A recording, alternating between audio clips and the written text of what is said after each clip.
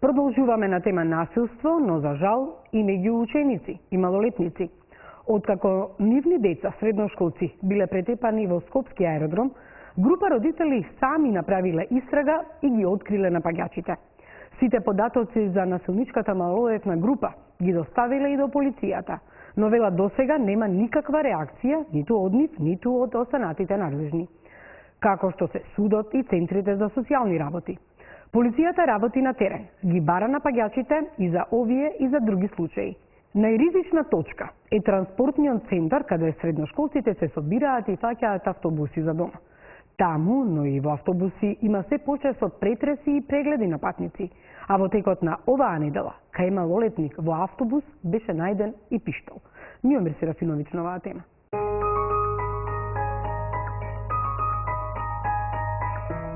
Бевме пренесени во градската болница на снимање.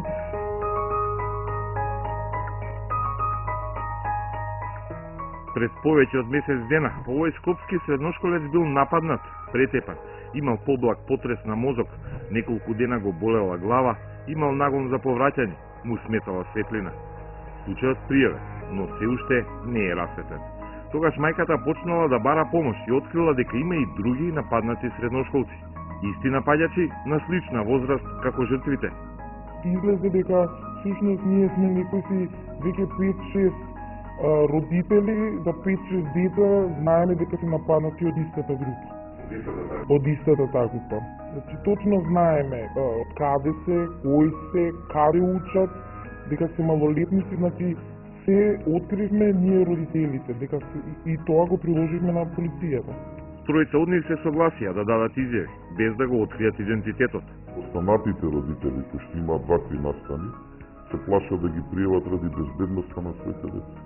Бидејќи сепак ова е малолетна група,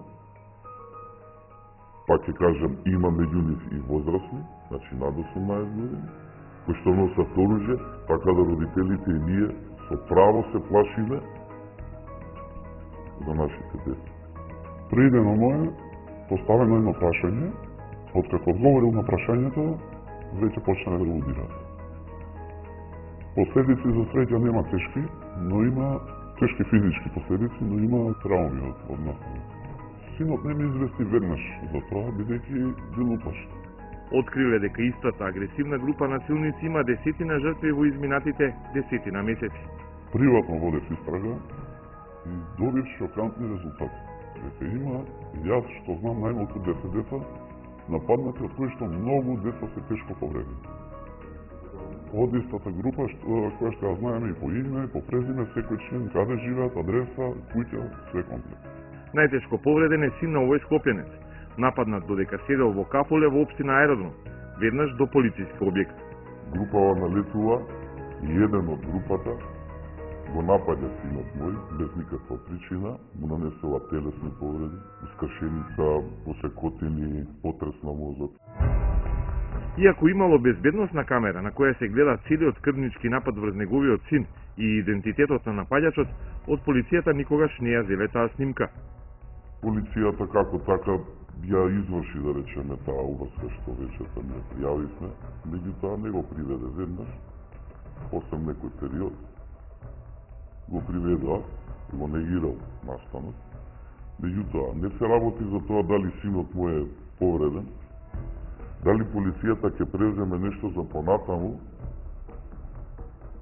мојот син и останатите деца кои што се движат на потегот од железничка станица према населба Лисиче, дали ние како родители ќе бидеме послободни за да ги пуштаме нашите деца слободно да се движат. Во својата заедничка истрага да ги најдат виновниците за нападите врз сопствените деца, родителите користеле социјални мрежи, познаници, сведоци, сопственици на локали во близина на местата на инцидентите и откриле и како се викат насилниците и каде живеат. Буквално се. И тоа го предале на полицијата.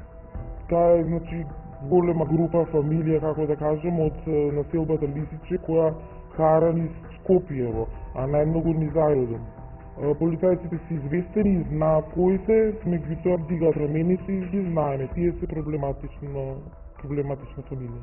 Значи посочени се Познати се на полицијата, познати се и на судот за малолетна деликвенција. Што понатаму треба ние да направиме за да бидеме победени? На полицијата и достави комплетни податоци за тоа кои се напаѓачи. Вечерта по еден училишен ден кога бевме во транспортниот центар имаше полиција. Помина винера вечер, беше раздвижено. Полицајците имаа неколку контакти со ученици. На четворица им зедоа податоци од како поминаа на црвено. Од СВР Скопје вела дека превентивно, повеќе од еден месец со патроли, но и со пешаци е зголемено полициското присуство на транспортниот центар. Тоа е дел од плановите на СВР Скопје, а опфатени се и трговски центри и автобуски постојки со најголема фреквенција на патници. Работата овде има отежна. Нема никакви безбедносни камери во транспортниот центар, од каде тргнуваат купно 48 приградски и градски линии на јавниот превоз. Дневно таму се сумнуваат и качуваат и по неколку десетици илјади патници.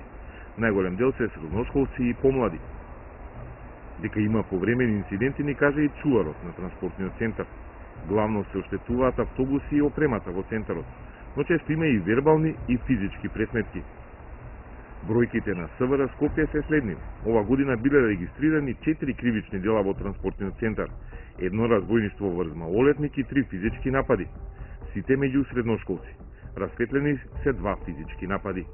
Иако полицијата не го регистрира етничкиот предзнак на напаѓачите и жртвите, како по правило станува збор за меѓуетнички судири, а тоа е дефиниција за злосторство од омраза, кој ги регистрира и Хелсиншкиот комитет. Може би 80 до 90% од сторителите на овие кривични дела, особено кога станува збор за дела сторени по основ на етничката припадност, отпаѓаат токму на малолетниците и локациите на кои што се случуваат овие кривични дела пред училишните објекти, на самите автобуски станици, во автобусите не се направени некои посебни анализи, меѓутоа секако дека овие дела главно се сторени помеѓу македонци и албанци. Истрагата на родителите на жртвите само ја потврдува анализата на Хелсиншки.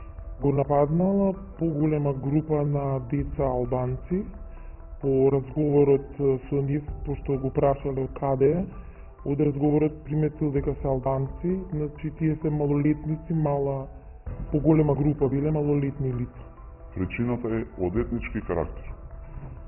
Затоа што начинот на кој што го извршуваат делото е така што му приоѓаат на детето, му поставуваат едно-две прашања, чекаат да одговори детето, да видат што ќе одговори и откако ќе видат дека детето е македонче го напаѓаат. Јас досега не најдов случај да е нападнато друго дете од друга националност. Хајде нека не е на национална основа, меѓутоа претпоставам дека таа група без причина може да нападне било кој. Значи се работи за деликвенти. За блиските на жртвите не е проблем националноста на напаѓачите, туку тоа што никој не презема насилниците да се стават под контрола на надлежните.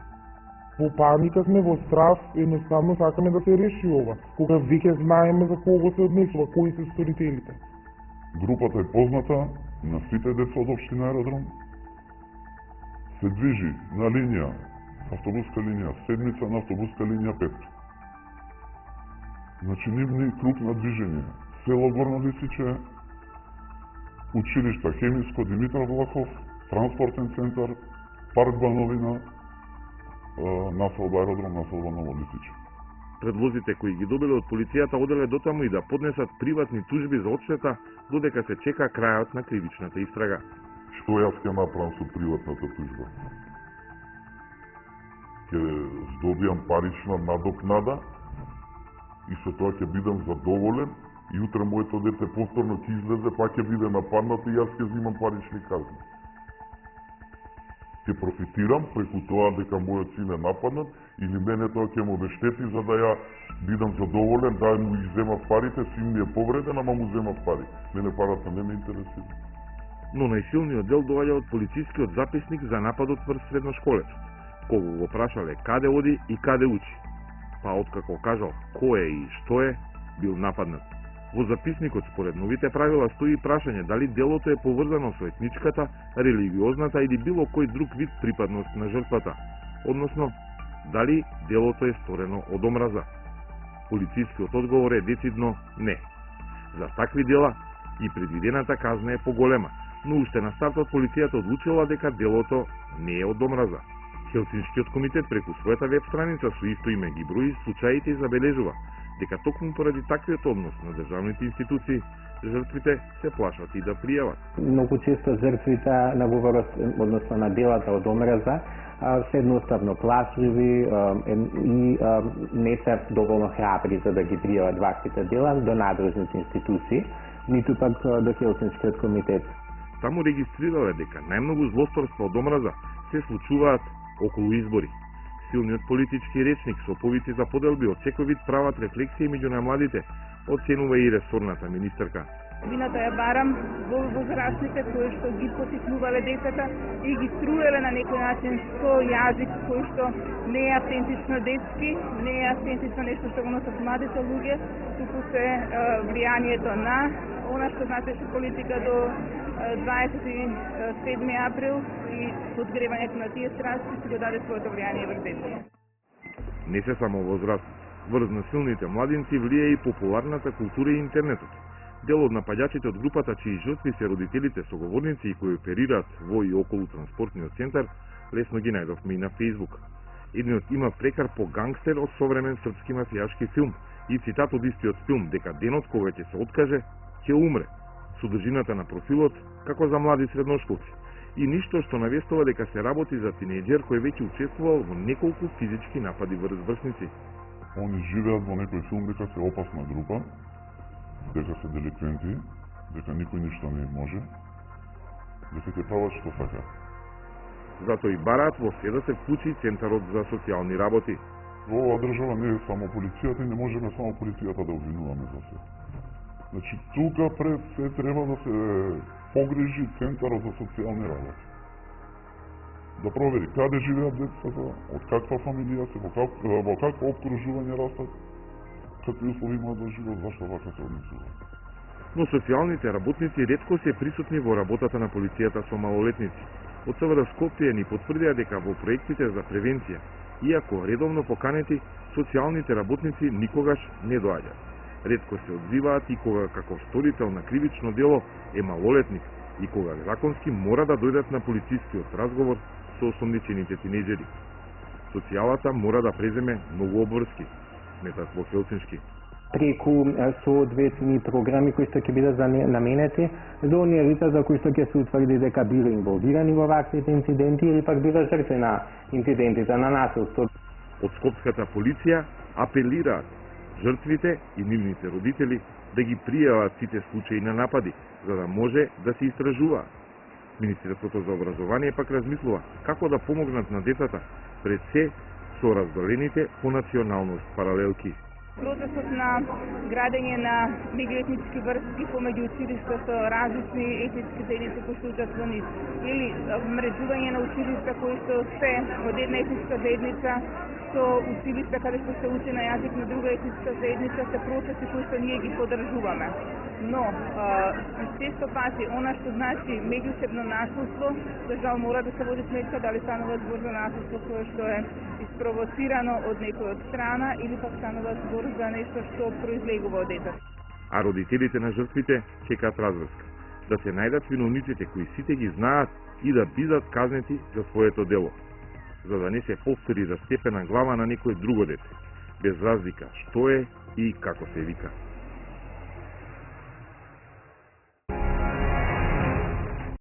Кога насилството ќе ескалира, родителите сами бараат шаре да се ги заштитат децата.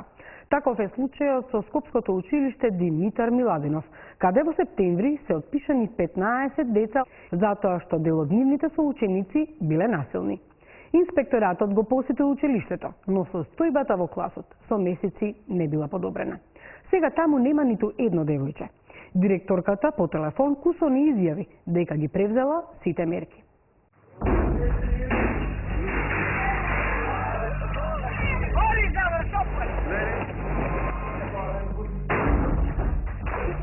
Ова се инсерти превземени од YouTube и се реални инциденти, некои од Македонија, некои од соседството. Но има и полоши тепачки, напади, омаловажувања во основните и средните училишта. Примерите се запрепастувачки. Еден од најбруталните е силување. Во двор на градинка во една скопска населба постар малолетник силувал помладна малолетничка. Случајот е пријавен во детската амбасада Меѓаши. Не постапуваат соодветно по протокол училиштето да веднаш интервенираат со медицинска екипа, форензичар да се утврди што се случило, да се стави детето на рехабилитација во првите 48 часа. По неколку дена дојавуваат на мајката. Мајката не знае како да постапи, затоа што не секој родител во такви моменти е спремен и подготвен да постапат, а училишно-психолошката и воспитно-образовна структура не го третира детето да пријави веднаш во полиција. Дури после 4 дена се пријавува во полиција за да се утврди дали имало сексуална злоупотреба на постар малолетник над тоа дете. Во меѓувреме, детето било изложено на подсмех, бидејќи во училиштето знаеле за силувањето. Родителите ја замолиле детската амбасада да се вклучи во процесот. Дури бевме и во полиска станица кај малолетничките инспектори со една замолница да го процесираат процесот побрзо, да не трае многу долго, затоа што секој одложување за детето значи дополнителна траума. Насилувањето му претходило психичко и физичко малтретирање, но никој како да не забележал. Имало континуирано малтретирање од постар малолетник помлад и тоа се случувало во континуитет и за жал не било препознато, превенирано на време, се случило најлошото што можело да му се случи на детето. Ова е брутален случај кој сега е на суд. Никој во училиштето не забележал дека има жртва и напагач. За жал, токму малолетниците во основните училишта честопати се препуштени и сами на себе. Постојат примери кои не се однесуваат на цело училиште, туку на поедини оделенија. Таков е примерот со основното училиште Димитар Миладонов, каде во едно оделение постои континуирано насилство меѓу учениците. Во овој клас во септември се отпишале 15 деца. Сега класот има само 15, а меѓу нив ниту едно девојче. Родителите кои сакаат да останат анонимни, докот пријавија инциденти кои се и психички и физички насилни.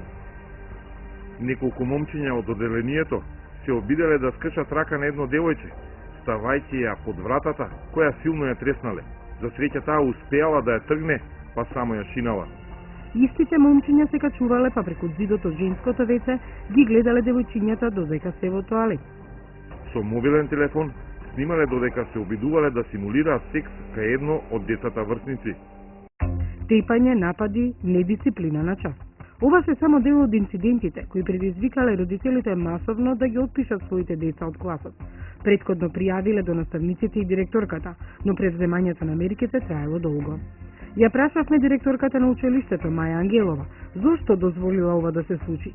Не сакајќи да коментира пред камерата на Код, таа само кусо одговори дека ги превземала сите мерки и дека бил повикан инспекторатот. Но во одговорот за Код инспекторатот наведува дека тие постапиле по анонимна дојава од родители. Ви известуваме дека од страна на Државен просветен инспекторат извршен инспекцијски надзор по анонимна пријава од родители. Од надзорот е констатирано дека дисциплината во училницата е нарушена, кое допринесува со потешкоти да се реализира наставата. Од страна на ДПИ, согласно своите надлежности, е укажано училиштето да организира активности за јакнење на училишната клима и подобрување на меѓучовечките односи. Родителите за Код велат дека состојбата не е многу сменета. Трите деца кои шират насилство и понатаму го прават истото. Наставниците не ги посочуваат јавно престапниците, а нивните родители не реагираат. Родителите подпишале и петиција, барајќи да се сменат состојбите во класот, но ништо не помогнало. Марија Ралева, детски психијатар, вели дека за насилството кај децата придонесува целата состојба во општеството, но и негрижата на школото и родителите. Се помалку родителите имаат време да проведуваат со своите деца во директен контакт. Се помалку имаат време да разговараат со нив. Има неколку истражувања кои се правени колку децата проведуваат време со своите родители во слушање и разговарање.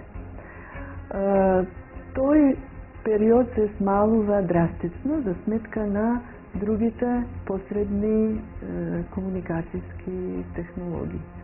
Според Драги Змијанец од Меѓаши, наставниците се сконцентрирани на образование, а не и на воспитување на децата. Оно што се случува и сигналите кои децата ги даваат, а пројавуваат некакви сигнали, многу малку се посветува внимание на нив. Отсуствува активен мобилен социјален работник кој ќе ја утврдува состојбата со децата во семејството и дисфункционални семејства, семејства во ризик, независно од економската благосостојба, секаде се случува насилство и злоупотреба, за да може психолозите и педагозите превентивно да работат со тоа дете. Од почетокот на оваа учебна година до инспекторатот во основните и средните училишта се поднесени 10 иницијативи, од кои 9 од физички лица за кои 2 се основани и од страна на инспекторатот дадени се соодветни прекршочни платни налози, а за 7 е констатирано дека се неосновани. Еден од одговорно лице, директор, каде постапката од страна на инспекторатот е во тек, односно по спроведени сите законски мерки од училиштето, државен просветен инспектор е задолжен да врши инспекцијски надзор. Истражувањата кои се занимавале со насилство во училиштата покажале дека Македонија е земја каде има зголемено насилство меѓу децата. Во 2013 Академијата за млади истражувачи нотира дека децата најмалку безбедно се чувствуваат во автобус или на автобуска станица. Шокира и податокот дека учениците со себе носат и пиштол или нож.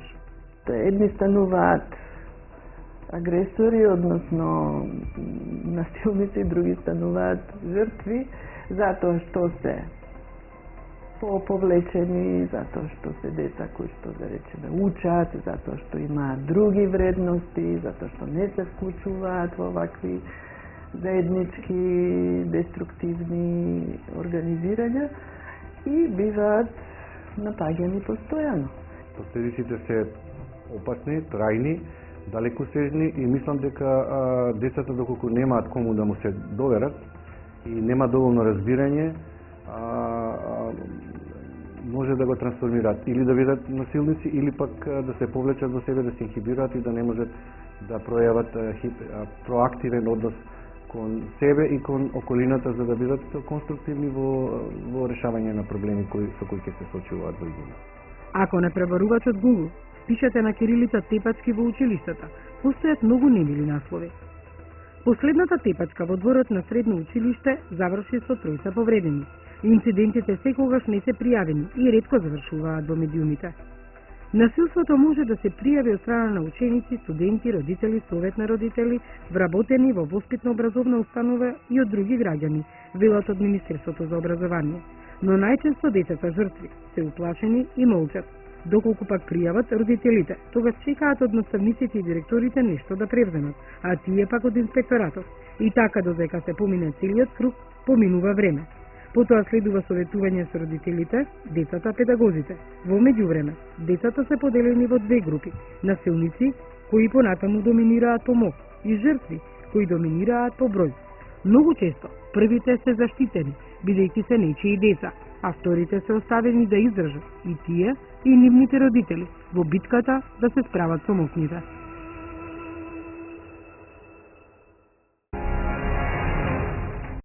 Овде е крајот на емисијата Код. Ви благодариме што бевте со нас. Имајте пријатна вечер. Се гледаме идната недела во исто време.